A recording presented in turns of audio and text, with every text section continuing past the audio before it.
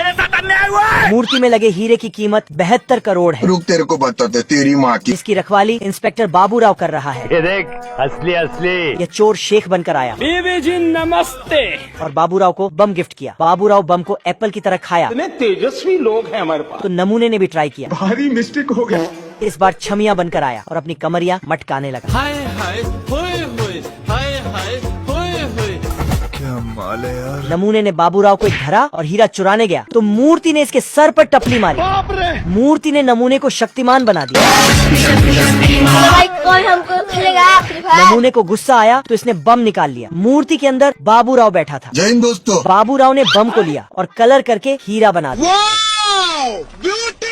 इसने नमूने का गिफ्ट उसी को वापस कर दिया।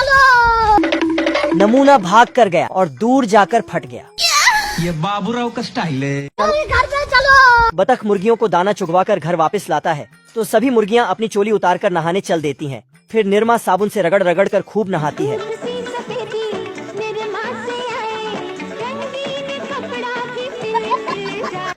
नहा धोकर बदन पोंछती है और अपनी चोली वापस पहन लेती है। मुझसे कोई स्मार्ट बताओ। फिर बतख हनी सिंह के तड़कते भड़कते गाने लगाता है तो ये सभी धड़ा धड़ा अंडे देना शुरू कर देती है। तो तंदूरी मुर्गी हुआ कटकाले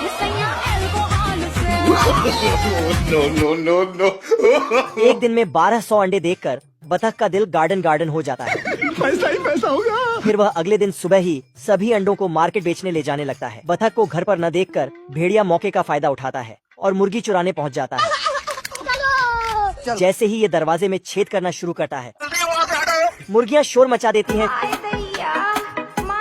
शोर सुनकर बतख दौड़कर आता है। जय हिंद दोस्तों। प्लेन का पायलट खरगोश के बिल पर प्लेन लैंड करवाकर भूल गया तो ये बिल से बाहर निकलकर प्लेन वहाँ से हटाने के लिए बोलने गया। ऊपर पहुंचकर उसने देखा प्लेन में कोई नहीं है तो साला पायलट बनकर पायलट की कुर्सी पर बैठ गया। इधर जग्गा डाकू बैंक लूट कर प्लेन में चढ़ा और खरगोश को पायलट समझकर बंदूक दिखाया। कीजिएगा, ये ठीक नहीं हो रहा सर, आप गलत कर रहे हैं सर। हमारे मतलब आपको मत सिखा चल। फिर इससे प्लेन उड़ाने बोला। खरगोश ने उसे बताया कि वह तो 10th क्लास में भी 5 बार फेल हुआ तो प्लेन उड़ाना तो दूर की बात है। पर डाकू ने उसकी एक नहीं सुनी तो खरगोश ने भी इधर उधर देखकर एक बटन दबाया और प्लेन बिना रनवे के ही टेक ऑफ कर गया। बाप रे, नहीं नहीं नहीं नहीं नहीं नहीं नहीं, अरे नहीं।